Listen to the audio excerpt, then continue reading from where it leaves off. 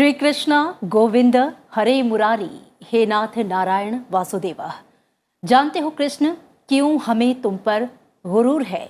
क्योंकि तुम्हारे होने से ही हमारी जिंदगी में नूर है। धरती पर जब भी पाप और अधर्म बढ़े हैं, भगवान को खुद इन चीजों को कम करने के लिए धरती पर अवतार लेना पड़ा। ऐसा ही अवतार भगवान विष्णु ने धरती पर लिया। पलके झुके और नमन हो जाए, मस्तक झुके और वंदन हो जाए, ऐसी नज़र कहाँ से लाऊं मेरे कन्हैया कि आपको याद करूं और दर्शन हो जाए। श्री कृष्ण विष्णु के अवतार थे। मथुरा की राजकुमारी देवकी और वासुदेव की 8वीं संतान के रूप में उन्होंने धरती पर अवतार लिया। उनके जन्म से जुड़े कई ऐसे किस्से हैं जो मानव को सीख देते हैं। जी हाँ, कृष्ण जन्माष्टमी की हार्दिक शुभकामनाएं। मैं हूँ प्रतिबिंब शर्मा। बिल्कुल, जन्माष्टमी की हार्दिक शुभकामनाओं के साथ स्वागत है आपका। मैं हूं अमृता चौरसिया।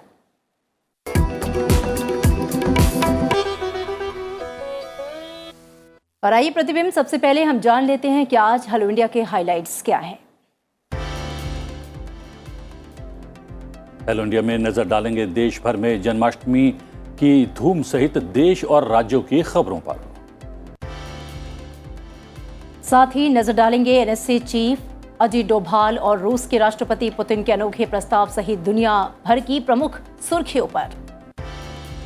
पलटेंगे इतिहास के पन्नों को, जानेंगे आज के दिन से जुड़ा इतिहास। तो जुड़े रहिए अगले आधे घंटे हमारे साथ और शुरुआत करते हैं खबरों के साथ।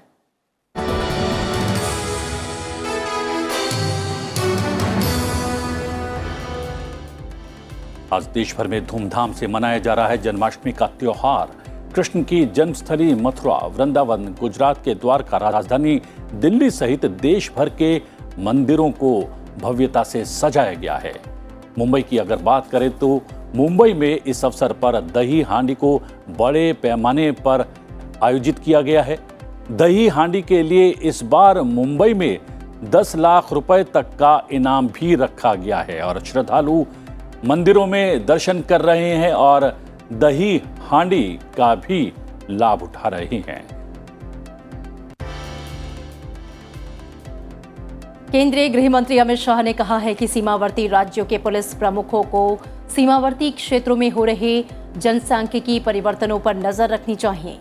अमित शाह राष्ट्रीय सुरक्षा रणनीति सम्मेलन 2022 को संबोधित कर रहे थे, जिसमें देश के पुलिस बलों के शीर्ष अधिकारियों ने हिस्सा लिया। एक शीर्ष पुलिस अधिकारी ने स्पष्ट किया है कि महाराष्ट्र आतंकवाद निरोधी दस्ता ATS उस नौका की जांच करेगा जो गुरुवार को AK-47 राइफल्स के साथ मुंबई के पास रायगढ़ में मिली है। विदेश मंत्री एस जयशंकर ने कहा है कि पूरे हिंद प्रशांत क्षेत्र को क्वाड से लाभ होगा।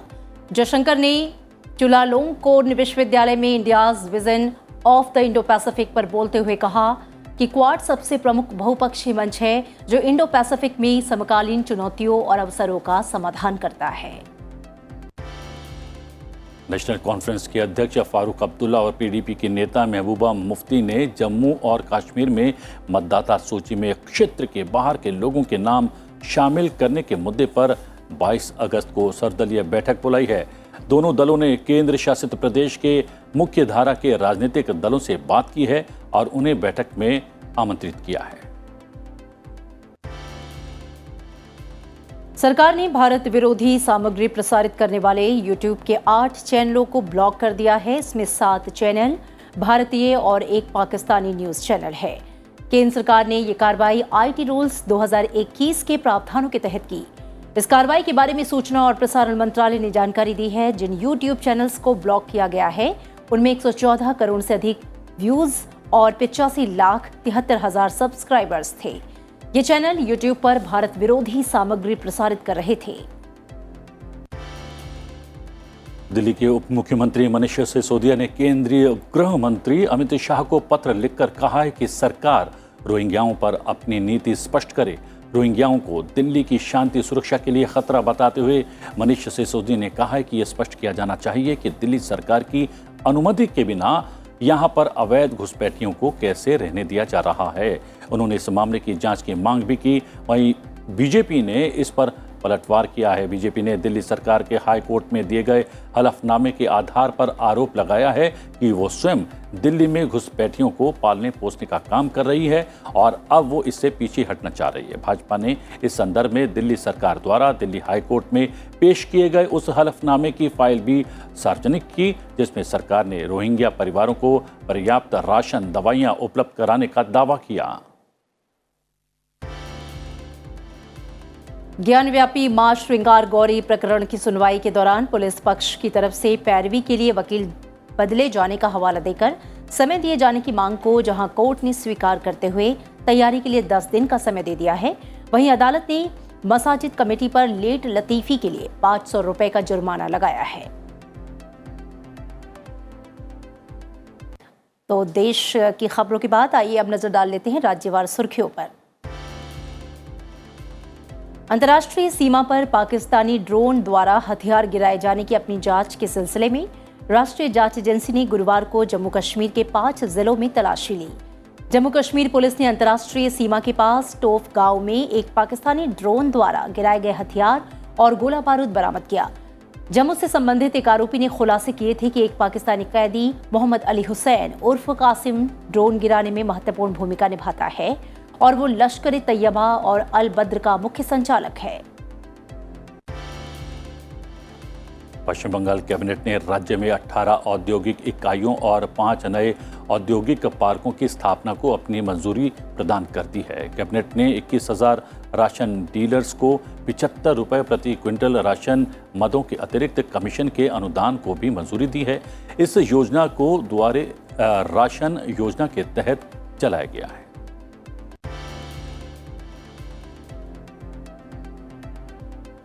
और इसी के साथ उत्तराखंड के मुख्यमंत्री पुष्कर सिंह धामी ने कहा कि राज्य अधीनस्थ सेवा चयन आयोग के पेपर लीक मामले की जांच तब तक जारी रहेगी जब तक इसमें शामिल अंतिम व्यक्ति को नहीं पकड़ा जाता। अब तक इस मामले में 18 आरोपी पकड़े जा चुके हैं। मुख्यमंत्री ने कहा कि मामले में अंतिम आरोपी की गिरफ्तारी तक कार्रवाई जारी रहेगी। धामी ने बताया कि प्रदेश में रोजगार और निवेश को बढ़ावा देने के लिए जल्द निवेशक सम्मेलन किया जाएगा। मौसम विभाग ने गुरुवार को विदर्भ के भंडारा, गोंदिया, गढ़चिरौली और नागपुर जिलों के लिए ऑरेंज अलर्ट जारी किया है। मौसम विभाग ने कुछ स्थानों पर भारी वर्षा की चेतावनी भी दी है। क्षेत्रीय मौसम पूर्वानुमान केंद्र नागपुर ने कहा कि विदर्भ में बारिश की गतिविधि बढ़ने की संभावना है। दिल्ली में स्वास्थ्य विभाग के द्वारा साझा किए गए आंकड़ों के अनुसार गुरुवार को 9.42% की परीक्षण सकारात्मक दर के साथ कोविड-19 के जो ताज़ा मामले हैं वो 1964 दर्ज किए गए, जबकि वहीं वायरल बीमारी से 8 और लोगों की मौत हो गई। स्वास्थ्य विभाग के अनुसार अभी भी 6,826 मामले सक्रिय हैं। मिजोरम ने जापानी इंसेफेलाइटिस यानी कि जेई का पहला मामला दर्ज किया है। जेई एक वायरल मस्तिष्क संक्रमण है जो मच्छरों के काटने से फैलता है। उत्तर प्रदेश के नोएडा में ट्विन टावरों को गिराने के लिए गुरुवार को अंतिम रूप से की गई निकासी योजना के अनुसार एमराल्ड कोर्ट और एटीएस विलेज सोसाइटी के निवासियों को 28 अगस्त को सुबह 7 बजे तक घर खाली करने का आदेश जारी किया गया है। दिल्ली में न्यू दिल्ली म्युनिसिपल कॉरपोरेशन 19 अगस्त से 21 अगस्त 2022 तक नॉर्थ प्लेस में ए ब्लॉक पार्किंग में 3 दिवसीय फूड फेस्टिवल का आयोजन करेगी। इस फूड फेस्टिवल का आयोजन आज़ादी के अमृत महोत्सव के तहत एनडीएमसी के इवेंट मैनेजमेंट विभाग के द्वारा किया जाने वाला है। झारखंड के जमशेदपुर में 19वां युवा झारखंड राज्य बास्केटबॉल टूर्नामेंट शुरू होगा।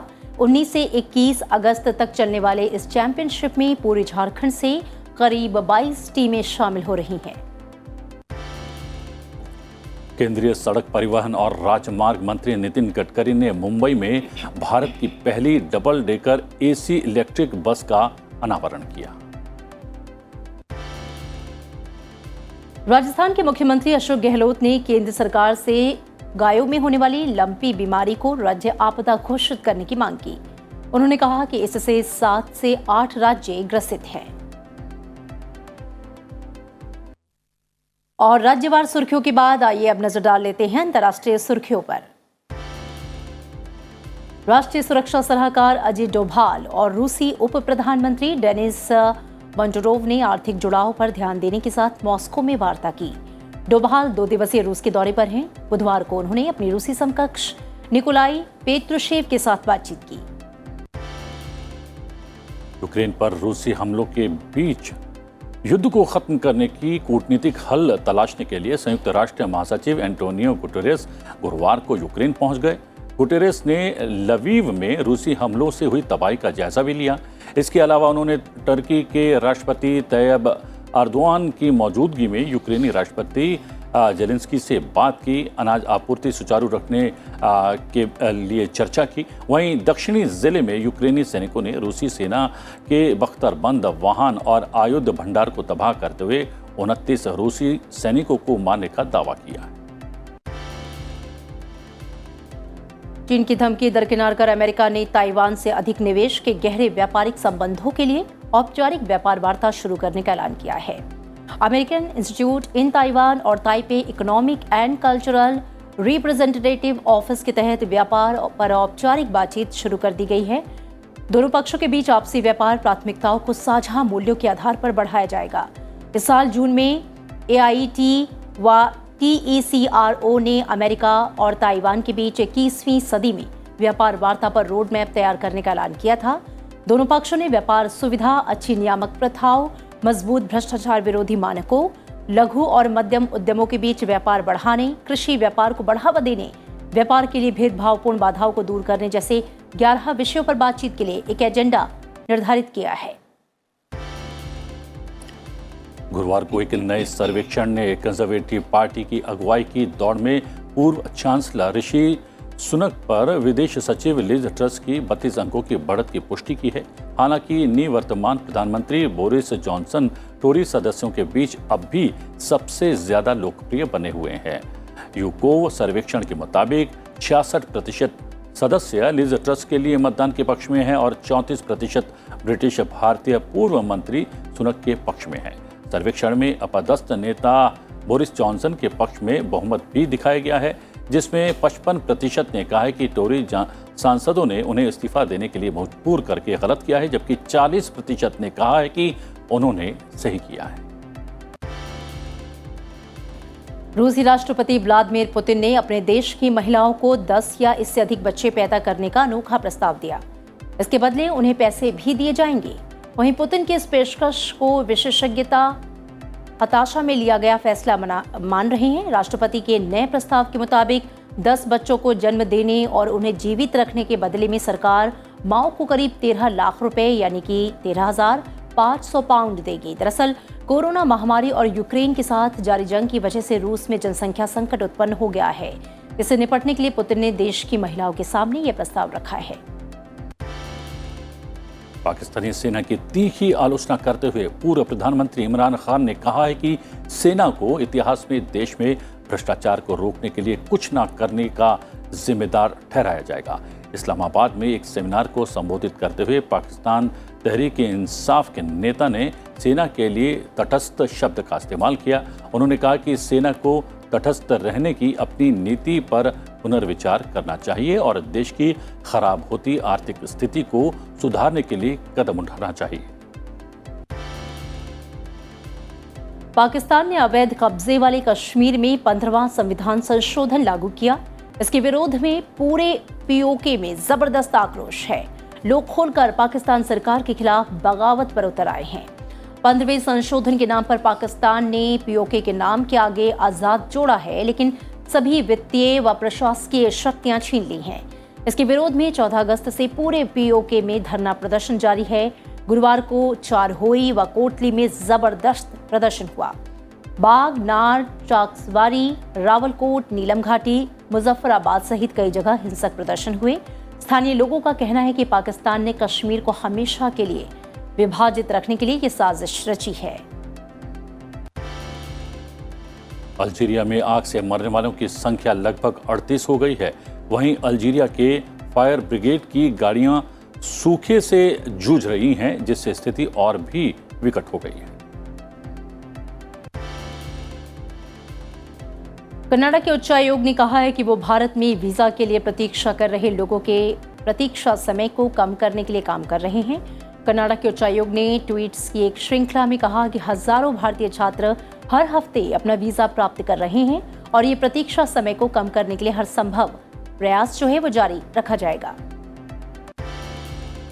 यूके की राष्ट्रीय स्वास्थ्य सेवा ने कहा है कि वो अगले महीने की शुरुआत से कोविड-19 से बचाने के लिए बूस्टर टीकों के अगले चरण को शुरू करेगी, जिसमें नए द्विसंयोजक मॉडर्न जैव उपलब्धता के आधार पर उपयोग किए जाने वाले मूल और ओमिक्रॉन उपभेदों को भी लक्षित किया जाएगा।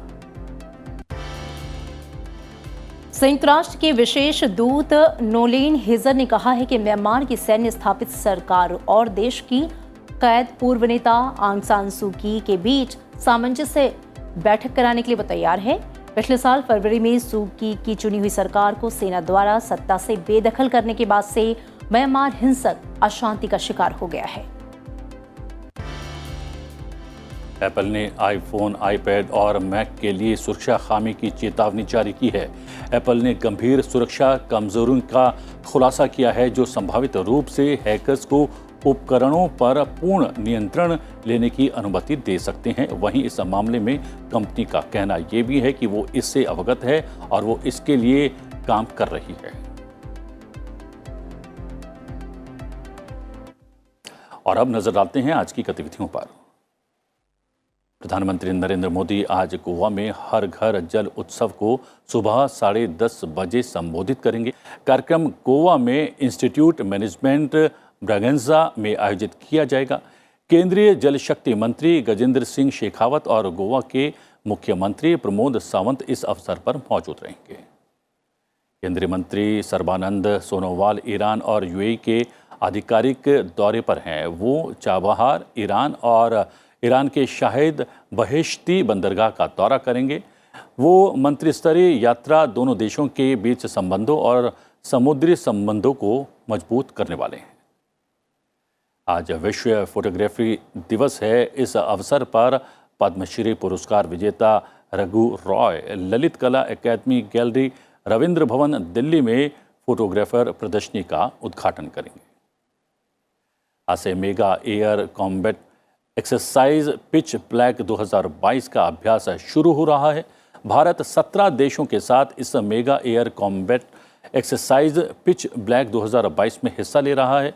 ये एक्सरसाइज ऑस्ट्रेलिया के उत्तरी क्षेत्र में 19 अगस्त से 6 सितंबर तक चलने वाली है। और अब वक्त हो चला है अपने इतिहास को जानने का, समझने का। तो प्रतिबिंब पलटते हैं इतिहास के पन्नों को और जानते हैं कि आज यानी कि 19 अगस्त के दिन इतिहास में क्या खास है दर्ज। 19 अगस्त वर्ष 1887 में सुंदर शास्त्री सत्यमूर्ति का जन्म तमिलनाडु के तिरुचिरापल्ली में हुआ। वे एस सत्यमूर्ति के नाम से लोकप्रिय रहे। एस सत्यमूर्ति भारत के क्रांतिकारी नेता थे। उन्होंने सविनय अवज्ञा आंदोलन और भारत छोड़ो आंदोलन में भाग लिया और कई बार जेल भी गए। बंग भंग के विरोध में चल रहे आंदोलन में उन्होंने सक्रिय रूप से भाग लिया। वर्ष 1987 में एस सत्यमूर्ति के जन्म शती के अवसर पर उनकी स्मृति में भारत सरकार ने एक डाक टिकट भी जारी किया। 19 अगस्त वर्ष 1907 में आचार्य हजारी प्रसाद द्विवेदी का जन्म उत्तर प्रदेश के बलिया जिले में हुआ। वे आधुनिक काल के हिंदी निबंधकार, आलोचक और उपन्यासकार थे। हजारी प्रसाद को भक्तिकालीन साहित्य का भी अच्छा ज्ञान था।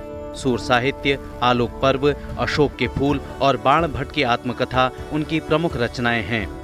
1973 में आलोक पर्व निबंध संग्रह के लिए उन्हें साहित्य अकादमी पुरस्कार से सम्मानित किया गया। वर्ष 1957 में साहित्य में अद्वितीय योगदान के लिए भारत सरकार ने आचार्य हजारी प्रसाद द्विवेदी को पद्म भूषण से सम्मानित किया।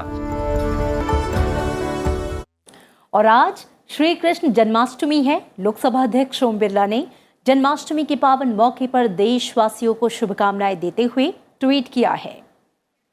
जी हां, उन्होंने लिखा है, श्री कृष्ण जन्माष्टमी के मंगलमय पर्व की सभी को अनंत शुभकामनाएं। श्री कृष्ण भारतीय संस्कृति के वे अद्वितीय महानायक हैं जो हमें कर्म, न्याय और सत्य प्रधान जीवन जीने की कला सिखाते हैं। उनके चरित्र की विलक्षणता हमारा पथ प्रदर्शित कर मानव सेवा को समर्पित रहने की प्रेरणा भी देती है। लोकसभा अध्यक्ष ओम बिरला ने जन्माष्टमी के अवसर पर एक वीडियो मैसेज भी जारी किया है। श्री कृष्ण जन्मोत्सव पर आप सभी को बहुत बहुत मंगल कामनाएं। आज का दिन हम सब के लिए उत्सव का दिन है, मंगल दिन है कि भगवान श्री कृष्ण ने आज जन्म लिया। भगवान श्री कृष्ण के जन्म से लेकर जगत पालक तक की उनकी विराट यात्रा हम सबको प्रेरणा करती है। उनके दिए गए संदेश, उनके दिए गए उपदेश, उनके दिए गए ज्ञान हम सबको सत्य के मार्ग पर लेकर कर्म करने के लिए प्रेरणा देते हैं। जहां प्रधानमंत्री ने भी जन्माष्टमी के अवसर पर देशवासियों को शुभ संदेश दिया है। उन्होंने अपने संदेश में लिखा है, सभी देशवासियों को जन्माष्टमी के पावन पुनीत अवसर पर हार्दिक शुभकामनाएं। भक्ति और उल्लास का ये उत्सव हर किसी के जीवन में सुख, समृद्धि और सौभाग्य लेकर आए। जय श्री कृष्ण। बिल्कुल, प्रतिबिंब जन्माष्टमी का दिन है, एक पावन पर्व, और श्री कृष्ण जो संदेश देते हैं सत्य का, धर्म के लिए लड़ने का, और जीवन में क्या सही है क्या गलत है इसका निर्णय लेने की जो शक्ति है वो कृष्ण के संदेशों से ही मिली है। और सबसे बड़ी बात यह है कि कर्म करने का संदेश देते हैं श्री कृष्ण, लेकिन ये कहते हैं कि कर्म करने के बाद आप भूल जाइए उसके फल को, क्योंकि फल आपके हाथ में नहीं है, फल भगवान श्री कृष्ण के हाथ में है। बिल्कुल, तो कर्म करिए, फल की चिंता मत करिए, क्योंकि फल देने वाला ईश्वर है और आपके हाथ में है आपका कर्म। तो प्रतिबिंब, चूंकि अपने दर्शकों को हम हर रोज़ बताते हैं और आज भी उन्हें बता दें कि जो हेलो इंडिया का कार्यक्रम है वो आप संसद टीवी के अलावा यूट्यूब के चैनल पर देख सकते हैं। यहाँ साथ ही संसद टीवी को ट्विटर और इंस्टा पर भी उपलब्ध है। आप संसद टीवी की आईडी को फॉलो कर सकते हैं और अपने सुझाव हम तक भेज सकते हैं। जी हाँ, और इसी के साथ चूंकि वक्त हो चला है आपसे विदा लेने का, आज श्री कृष्ण जन्माष्टमी है, आप इस पर्व को पूरे हर्षोल्लास के साथ मनाइए, शुभकामनाएं आपको। लेकिन जाते जाते हम एक मनमोहक तस्वीरें जो हैं वो हम आपके लिए लेकर आए हैं। जी हाँ, ये तस्वीरें हैं दिल्ली स्थित इस्कॉन मंदिर की।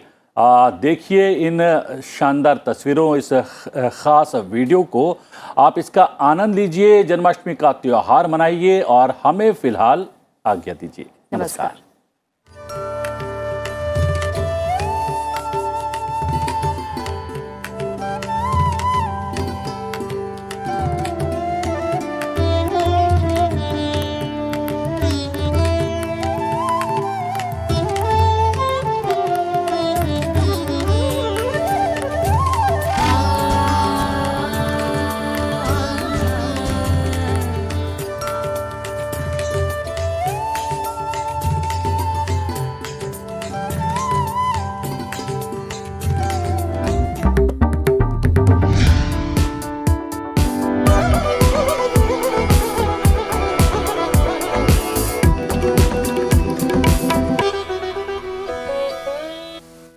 हमारे देश में कॉमन सिविल कोड को लागू करने को लेकर जितने